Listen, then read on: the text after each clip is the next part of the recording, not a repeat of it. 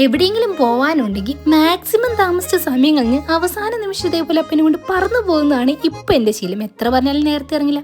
ചെറുതായിട്ട് നമ്മളൊന്ന് R T office വരെ പോയിട്ടുണ്ടായിരുന്നു. പേടിക്കേണ്ട, പോലീസ് പിടിച്ചിട്ടല്ല, ലേണേഴ്സിൻ്റെ ക്ലാസ് ഉണ്ടായിരുന്നു.